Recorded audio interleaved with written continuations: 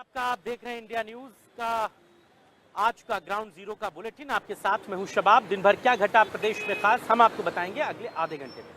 Bulletin की शुरुआत करेंगे उत्तर प्रदेश के एक बड़े घोटाले से जुड़ी हुई। उत्तर प्रदेश में 1000 करोड़ से अधिक के प्रोजेक्ट में घोटाला सामने आया है। लखनऊ विकास प्राधिकरण को हैंडओवर किया गया है जेपीएनआईसी प्रोजेक्ट। सपा सरकार के समय यह घोटाला हुआ था। घोटाले की जांच में योगी सरकार जुटी हुई है। जेपीएनआईसी प्रोजेक्ट को हैंडओवर कर दिया गया है लखनऊ विकास प्राधिकरण को। और समाजवादी पार्टी की सरकार में जेपीएनआईसी के निर्माण में बड़ा घोटाला हुआ था। और चलिए इसी खबर पर हमारे साथ हमारे सहयोगी नरेंद्र सीधे लखनऊ से जुड़ गए हैं। और नरेंद्र, जेपीएनआईसी को एलडीए को हैंडओवर कर दिया गया है। जिन मामलों की जांच चल रही थी, क्या वो एक बार फिर से शुरू होंगे या पुरानी जांच रिपोर्टों को किन आधार पर आगे बढ़ाया जाएगा? कीमत जो लगाई गई थी कि निर्माण का जो प्रोजेक्ट बनाया गया था 300 करोड़ रुपए का था, लेकिन इसको बढ़ाकर 824 करोड़ रुपए कर दिया गया और इस पर 828 करोड़ रुपए खर्च भी हो चुके हैं। इन सारे मामलों को लेकर जब इसकी जांच की गई तो कई खुलासे सामने आए, जिसमें जो वायरिंग का काम, बिजली का काम था, इसमें जो बजट बनाया गया था उससे 19% ज़्यादा बजट खर्च किया गया था। वहीं जो उपकरण लगाए गए थे, टाइल्स वगैरह, उसमें भी महंगी दर पर इक्विपमेंट और बिल्डिंग मटेरियल खरीदने के मामले सामने आए हैं। और इसकी जो कास्ट बढ़ाई गई थी उसके लिए परमिशन नहीं लिया गया था। ये सारे मामले इसमें आए। इसको देखते हुए योगी सरकार में 7-8 सालों तक जांच चली, लेकिन आज एक बैठक में सीएम योगी आदित्यनाथ ने फैसला लिया और निर्देश दिया कि यह बिल्डिंग जेपीएनआईसी एलडीए को सौंप दी जाए। इसके बाद उम्मीद की जा सकती है कि योगी के इस फैसले के बाद इस बिल्डिंग पर एलडीए काम शुरू करेगा और इसके जो उद्देश्य थे, जिस पर्पज के लिए बिल्डिंग बनाई गई थी, उसका काम इस बिल्डिंग में लिया जाएगा। और इस बिल्डिंग की खासियत ये है कि राजधानी लखनऊ में बनने वाली उत्तर प्रदेश की एक पहली ऐसी बिल्डिंग है जो यहाँ पे बनाई जा रही थी। 18 मंजिला है। इसके रूफटॉप पर हेलीपैड बनाया गया है। साथ ही इसमें करीब 1000 लोगों के बैठकर मीटिंग करने के लिए कन्वेंशन सेंटर बनाए गए हैं और एक मीटिंग हॉल है जिसमें 2000 लोग एक साथ बैठ सकते हैं। अगर इसमें अत्याधुनिक सुविधाओं की बात की जाए तो करीब 100 बेड का एक हॉल है। वहाँ पे रुकने की व्यवस्था है। 100 बेड का हॉल, उसमें अत्याधुनिक सुविधाओं से। इसमें स्विमिंग पूल है। स्विमिंग पूल जो है लटकता हुआ बनाया गया है, यानी कि जो स्ट्रक्चर है उसके बाहर करीब 7 फीट ये लटकता हुआ स्विमिंग पूल है। अपने आप में राजधानी लखनऊ या उत्तर प्रदेश का पहला इकलौता ऐसा स्विमिंग पूल जेपीएनआईसी में बनाया जा रहा है। अगर इसके उपयोग की बात की जाए तो निश्चित तौर पर ये मल्टीपर्पज़ बिल्डिंग है, बहुउद्देशीय बिल्डिंग है, जिसमें तमाम गतिविधियां हो सकती हैं। स्पोर्ट के लिए जिम बनाया गया है, बैडमिंटन हॉल है, टेनिस हॉल है, ओलंपिक साइज के इसमें टेनिस के हॉल बनाए गए हैं जहाँ पे खेलों को आयोजित किया जा सकता है। तो लेकिन जिस तरीके से अखिलेश के इस ड्रीम प्रोजेक्ट पे जांच बैठाई गई, ये विवादों में आया, इसकी तमाम जांचें चल रही हैं, लेकिन योगी सरकार ने अब फैसला लिया है कि इस पे काम शुरू कराया जाएगा और एलडीए को बिल्डिंग सौंप दी गई है। इससे उम्मीद की जा सकती है कि आने वाले दिनों में इस पे काम शुरू हो सकता है। एक बात संक्षेप में नरेंद्र बताइएगा कि क्या एलडीए को ये पूरा प्रोजेक्ट सौंपे जाने के बाद जो जांच चल रही थी उसमें कोई दोषी बनाया गया, क्या उन पर भी कोई एक्शन होगा? इस मामले में भी कोई बात हुई है? देखिए, जो जांच रिपोर्ट आई है उसके आधार पे जो दोषी हैं उनके खिलाफ ऑलरेडी कार्रवाई चल रही है और कार्रवाई जारी रहेगी। उसमें जो दोषी होगा उनके ऊपर कार्रवाई की जाएगी। लेकिन आज जो सीएम ने फैसला लिया है हैंडओवर करने का, तो इसके पीछे साफ है कि इस बिल्डिंग पर एलडीए काम करेगा और इसके विस्तार को आगे बढ़ाएगा, जिससे इसका उपयोग किया जा सके। जांच अपनी तरफ से जारी रहेगी और इस बिल्डिंग पर काम भी शुरू होगा। और एक बार पिछली साल इस पर बैठक हुई थी और इसमें 128 करोड़ रुपए की डिमांड की गई थी। तो अनुमान लगाया जा रहा है इस पर 80 करोड़ से लेकर 130 करोड़ रुपए और एलडीए खर्च करेगा तो ये बिल्डिंग काम लायक हो जाएगी, यानी कि इसमें गतिविधियां संचालित की जा सकेंगी। जी सवाल। ठीक है, बहुत शुक्रिया नरेंद्र इस पूरी बातचीत के लिए। आप नजर बनाए रखिए, खबर पर आगे जो अपडेट्स होंगे फिर लौटेंगे आपके पास। अगली खबर आपको श्रावस्ती से बताएंगे, जहां पर अवैध मदरसों पर लगातार सरकार की रडार तेज है। अवैध मदरसों को लगातार डिमोलिश किया जा रहा है, लगातार उनके ऊपर एक्शन लिया जा रहा है। श्रावस्ती में अवैध मदरसों पर बड़ा एक्शन हुआ है। श्रावस्ती के साथ साथ अम्बेडकर नगर में भी बुलडोजर चलाया गया है। प्रशासन ने दर्जनों बुलडोजरों पर, मदरसों पर बुलडोजर चलाया है। सरकारी जमीन पर ये मदरसे बने हुए थे। ये बड़ी खबर है इस वक्त आपकी टीवी स्क्रीन पर। तो ये बड़ी खबर इस वक्त आपको बता रहे हैं, यूपी में अवैध मदरसों पर लगातार सरकार का एक्शन जारी है। श्रावस्ती में, अम्बेडकर नगर में सरकारी जमीन पर बने अवैध मदरसों को आज डिमोलिश किया गया, बुलडोजर चलाया गया। मिथिलेश हमारे सहयोगी श्रावस्ती से सीधे जुड़ चुके हैं। मिथिलेश, क्या जानकारी है? जी बिल्कुल बता देता हूँ सरदार जी, लगातार श्रावस्ती में कार्रवाई की जा रही है और यहाँ पर जो कार्रवाई जारी है इसमें अब तक 68 मदरसे सील हो चुके हैं। 68 मदरसों पर कार्रवाई हुई है। 192 मदरसे यहाँ पर बताए जा रहे हैं कि यहाँ पर बिना मान्यता के चल रहे थे और लगातार ये कार्रवाई पिछले कई दिनों से जारी है। आज स्वयं जिला अधिकारी खुद मौके पर पहुंचे हैं और एक मदरसे का चेक किया है और अपने मौजूदगी में मदरसे को सील कराया गया है। इस दौरान उप जिला अधिकारी के साथ साथ प्रशासनिक अमला भी मौजूद रहा। एबीएस से अल्पसंख्यक अधिकारी वहां पहुंचे हैं और लगातार अपनी मौजूदगी में उसे सीज कराया है, जिसके बाद यहाँ पर बुलडोजर की भी कार्रवाई की गई है। हालांकि ये जो मस्जिद था, ये जो मदरसा था, ये निजी भूमि पर बना हुआ था। इसके अलावा कई जगहों पर ऐसे भी मदरसे मिले हैं जो सरकारी भूमि पर, चाहे वो चरागाह की जमीन हो या कल्याण की जमीन हो, ऐसे पर भी लगातार मदरसे मिलते जा रहे हैं जिस पर कार्रवाई की जा रही है और ये अभियान लगातार तेजी से चलाया जा रहा है। उत्तर प्रदेश के मुख्यमंत्री योगी आदित्यनाथ के दिशा निर्देश पर यह अभियान तेजी से चल रहा है, जिसके चलते मदरसा संचालकों में हड़कंप की स्थिति देखी जा रही है। सुबह से लेकर शाम तक टीम कहीं भी पहुंच जाती है, चाहे वो जमुना तहसील हो, गंगा तहसील हो, इटौना तहसील हो, कहीं भी मदरसों पर पहुंचती टीमों लगातार छापेमारी करती हुई है और लगातार इस पर कार्रवाई भी हो रही। कड़ी कार्रवाई से मदरसा संचालकों में हड़कंप मचा हुआ है। आज की अगर बात करें तो आज जो मदरसा सीज हुआ है, इसका संचालक गुजरात में रहता था। पिछले 10 सालों से मदरसा चला था। 300 लड़कियां यहाँ पर आवास करती थी। आवासीय विद्यालय था। आवासीय विद्यालय में 300 बच्चियां थी, लेकिन किसी भी विभाग को इसकी भनक भी नहीं थी। जब अल्पसंख्यक कल्याण अधिकारी से बातचीत की गई तो उन्होंने कहा मुझे जानकारी ही नहीं है। जब मुझे जानकारी हुई तो मैंने उन्हें नोटिस दे दिया है। नोटिस पाते ही संचालक तो फरार हो गया, बच्चियों को छुट्टी दे दी गई। यहाँ पर कोई नहीं मिला, लेकिन आज मदरसे को सील किया गया। ठीक है, बहुत शुक्रिया इस पूरी बातचीत के लिए। आप नजर बना रखें, आगे भी जो अपडेट्स रहेंगे फिर लौटेंगे आपके पास। अगली खबर उत्तर प्रदेश में दलित राजनीति से जुड़ी हुई। नगीना के सांसद चंद्रशेखर रावण ने एक पत्र मुख्यमंत्री योगी आदित्यनाथ को लिखा है और इस पत्र में उन्होंने समाजवादी पार्टी सरकार पर गंभीर आरोप लगाए थे। उन्होंने कहा कि 2012 से 17 के बीच सपा सरकार ने दलित विरोधी मानसिकता का परिचय दिया, SC/ST के अभ्यर्थियों की नियुक्ति नहीं कराई और सपा जो है वो दलित विरोधी मानसिकता की है। नियुक्ति के संवैधानिक नियमों का पालन नहीं किया गया। उत्तर प्रदेश में दलित वोट बैंक पर बड़ा सियासी उबाल है। रवि हमारे साथ, हमारे सहयोगी इसी खबर पर सीधे जुड़ गए। रवि, क्या है पूरी जानकारी पत्र में? बिल्कुल, जिस तरीके से अगर हम लोकसभा चुनाव की बात करें उसके बाद से लगातार अलग अलग वर्गों को लेकर वोट बैंक की राजनीति शुरू हो चुकी है। उत्तर प्रदेश में दलित वोट बैंक को लेकर लगातार सियासत उबाल पर है और नगीना सांसद चंद्रशेखर आजाद ने समाजवादी पार्टी सरकार को एक्सपोज करते हुए नजर आए और जिस तरीके से जो बयानबाजी हुई है, यूपी के मुख्यमंत्री योगी आदित्यनाथ को नगीना सांसद ने पत्र लिखा है और नगीना सांसद ने सपा पर गंभीर आरोप लगाए हैं और मुख्यमंत्री योगी आदित्यनाथ से इसको लेकर उम्मीद जताई है। सपा सरकार पर SC/ST के अभ्यर्थियों की नियुक्ति न करने का आरोप लगाया है। इसके साथ ही साथ 2012 से 17 में सपा सरकार पर SC/ST विरोधी मानसिकता का भी जो आरोप है वो लगाया है।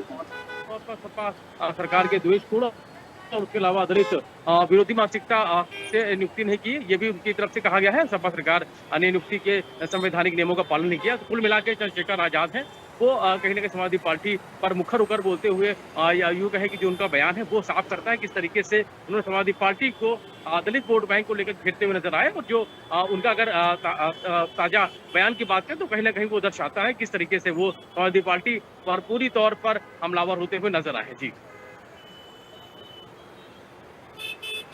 और किस तरीके से इसके सियासी मायने निकल रहे हैं? सपा की तरफ से कोई प्रतिक्रिया? जी, बिल्कुल, उत्तर प्रदेश में जो है 27 विधानसभा चुनाव होने और अलग-अलग वर्गों को लेकर जहाँ राजनीति हो रही है, वहीं उत्तर प्रदेश में बसपा को लेकर जिस तरीके से चंद्रशेखर को देखा जा रहा है कि कहीं न कहीं वो जवाब के तौर पर बसपा का एक विकल्प बन सकते हैं। और इस तरीके से हाल-फिलहाल में अगर बात करें, समाजवादी पार्टी के साथ काफ़ी करीबी रिश्ते बनाने के प्रयास में थे, लेकिन हालाँकि समाजवादी पार्टी से उनकी बात नहीं बन पाई और चुनाव लड़े और जीत के भी इस वक़्त मौजूदा समय में सांसद भी हैं। और जिस तरीके से अगर हाल-फिलहाल की बात करें तो ये बयान है वो कहीं न कहीं साफ करता है एससी-एसटी को लेकर जो राजनीति हो रही है, दलित वोट बैंक को लेकर जो बयानबाजी हो रही है, वो आने वाले 2027 के विधानसभा चुनाव के मद्देनज़र है। और कहीं न कहीं सभी जो पार्टियां हैं वो इस दलित वोट बैंक को अपने खेमे में लाना चाहती हैं और ये बयानबाजी कहीं न कहीं दर्शाती हुई नज़र आ रही है। और सीधा अगर हम बात करें जिस तरीके से पीडीएफ फार्मूले के साथ समाजवादी पार्टी ने अपना जो मिशन शुरू किया था और जिस तरीके से अब हाल-फिलहाल में जो बयानबाजी हो रही है, वो दर्शाती है किस तरीके से दलित वोट बैंक को लेकर लगातार सभी पार्टियों की नज़र है और किस तरीके से वो जो वोट बैंक है वो उनमें ट्रांसफर हो और ताकि आने वाले समय में उसका वो फायदा ले सके। जी। ठीक है, शुक्रिया रवि, इस पूरी बातचीत के लिए आप नज़र बनाए रखें। अगली खबर आपको नोएडा से बताएंगे। पाकिस्तानी महिला सीमा हैदर को इस पूरे राजनीतिक घटनाक्रमों के बीच पाकिस्तान भेजने को लेकर के तमाम हिंदूवादी संगठनों में आक्रोश है, गुस्सा है। नोएडा में हिंदू संगठन विरोध कर रहे हैं। उनका कहना है कि सीमा को पाकिस्तान वापस भेजा जाए और चूंकि सरकार ने भी ऐलान किया है कि पाकिस्तान के जितने भी लोग हिंदुस्तान में बसे हैं उन्हें तत्काल प्रभाव से हिंदुस्तान छोड़ना है और उसी कड़ी में लगातार एक्शन भी जारी है। बदस्तूर बावजूद इसके जो सीमा हैं वो यही हिंदुस्तान में रह रही हैं। अब तमाम संगठन इस बात से बहुत नाराज़ हैं। वो कह रहे हैं कि सीमा हैदर के साथ उनके पति सचिन मीणा को भी पाकिस्तान भेजा जाए और जो उनके वकील हैं एपी सिंह, जो लगातार इस बात को लेकर के बात कहते रहे हैं, लोग कह रहे हैं कि उनको भी पाकिस्तान भेज दिया जाए। बड़ी खबर है इस वक्त आपके टीवी स्क्रीन पर। महेंद्र हमारे सहयोगी इसी खबर पर सीधे जुड़ गए हैं नोएडा से। महेंद्र, क्या जानकारी है इस खबर पर? बिल्कुल, देखिए जिस तरीके से पहलगाम में आतंकी हमला हुआ, धर्म पूछ कर लोगों को मारा गया है, जिसके बाद से लगातार पूरे देश में विरोध चल रहा था कि जो पाकिस्तान है उसको मुंहतोड़ जवाब दिया जाए। और ऐसे में भारत में जो पाकिस्तान के मुल्क के लोग जो रह रहे थे उनको घर वापस भेजा गया। ऐसे में सवाल अब खड़ा हो रहा है कि जब सबको पाकिस्तान वापस भेजा जा रहा है तो सीमा हैदर जो ग्रेटर नोएडा के रघुपुरा में क्यों रह रही है। और ऐसे में अब जो तमाम हिंदू संगठन है, तमाम जो लोग हैं इसके विरोध में आ गए। और आपने सुना किस तरीके से जो हिंदू संगठन की महिलाएं हैं उनका साफ तौर पे कहना है कि सीमा के साथ साथ सचिन और उनके जो वकील है उसको भी भेजा जाए। क्या देश का कानून सीमा हैदर के लिए अलग है या उनके बच्चों के लिए अलग है? जब 30-40 साल से जो लोग शादी करके जो पाकिस्तान में रहते थे, मगर शादी करके भारत में रह रहे थे अपने बच्चे के साथ, अपने परिवार के साथ, जब वो जा सकते हैं तो कल की आई महिला पाकिस्तान वापस क्यों नहीं जा सकती? क्या भारत का जो कानून है इतना लचीला है कि उसको वापस भारत पाकिस्तान नहीं भेज सकते? और ऐसे में हिंदू संगठन का साफ तौर पे एक वार्निंग, एक एक्शन दिया जा रहा है कि अगर इस पे कोई कार्रवाई नहीं होती तो हम जगह पे पुतला फूकेंगे, प्रदर्शन करेंगे। और ऐसे में सोमवार को जो ये संगठन है ग्रेटर नोएडा के रघुपुरा जाएगा, सीमा हैदर के घर पे जाएगा और वहाँ प्रदर्शन करेगा, कैंडल मार्च निकालेगा और भारी संख्या में ये लोग पहुंचेंगे। तो ऐसे में देखना ये होगा कि किस तरीके से वहाँ माहौल बनता है, क्योंकि लगातार हम देख रहे हैं, चाहे रघुपुरा की बात करें, आसपास लोगों की बात करें, सबका यही कहना कि देखिए ठीक है, इससे पहले सीमा हैदर हमारे देश में रह रही थी, कोई बात नहीं, मगर जिस तरीके से भारतीय नागरिकों पर हमला हुआ, उनकी जात पूछकर उनको गोली मारा, उसके बाद से लगातार जो भी व्यक्ति पाकिस्तान से आया है उसको वापस भेजा जाए। और ऐसे में सीधा सीमा हैदर के वकील का ये भी कहना था, देखिए सीमा हैदर के जो 4 बच्चे हैं वो अब भारतीय सनातनी हो चुके हैं। सीमा हैदर खुद सनातन धर्म को मानती है, मगर लोगों का ये कहना, देखिए देश में जो और मुसलमान थे, क्या वो भारत को अपना देश नहीं मानते थे, मगर उनको भी भारत से वापस भेजा गया ना। तो ऐसे में कल की आई महिला पे हम कैसे विश्वास कर ले कि अपने फायदे के लिए नहीं, केवल एक झूठ का एक षड्यंत्र रच रही है। ये भी कोई एक तरीके से कह सकते हैं कि किसी खुफिया एजेंसी की महिला हो, काम करती हो। तो लगातार इसका जो है विरोध बढ़ता जा रहा है। पहले आम लोग इसका विरोध कर रहे थे, किसान जो संगठन के लोग थे वो विरोध कर रहे थे, मगर अब इसमें हिंदू धर्म के जो मंत्री होते हैं या कहें जो तमाम हिंदू धर्म के जो पार्टी होते हैं वो लोग इसका विरोध कर रहे हैं। और खासकर महिलाओं का कहना कि देखिए अगर बाकी लोग पाकिस्तान जा रहे हैं तो सीमा जी ठीक है महेंद्र, शुक्रिया इस पूरी बातचीत के लिए। आप नज़र बना रखिए खबर पर, जो भी अपडेट्स रहेंगे फिर लौटेंगे आपके पास। अगली खबर फतेहपुर से आपको बताएंगे, जहां पर बच्चों को टिटनेस का इंजेक्शन लगाने के बाद उनकी तबीयत बिगड़ गई।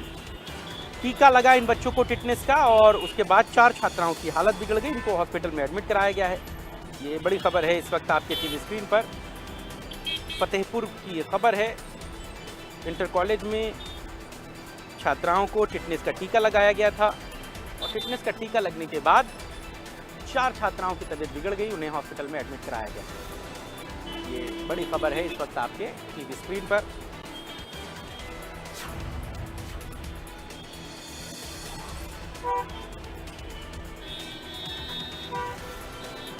ये बड़ी खबर आपको बता रहे हैं फतेहपुर से।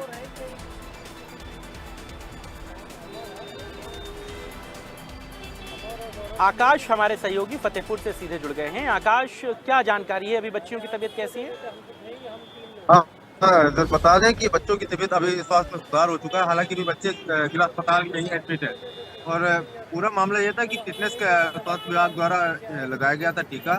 विद्यालय पे 75 छात्राओं को लगाया गया था, जिसमें 4 छात्राओं का टीका लगने के बाद स्वास्थ्य खराब होने लगा, तो जिसको लेकर के प्रिंसिपल ने उनको जिला अस्पताल में भर्ती कराया। हालांकि स्वास्थ्य विभाग की पूरी टीम लगी हुई है। ठीक है आकाश, आप नजर बना रखिए, लौटेंगे आपके पास। बहुत शुक्रिया इस पूरी बातचीत के लिए। अगली खबर अमेठी से आपको बताएंगे, जहां पर एक 22 साल की लड़की के लापता होने के बाद हड़कंप मच गया। शादी से ऐन पहले लड़की के लापता होने की सूचना ने परिजनों को परेशान कर दिया।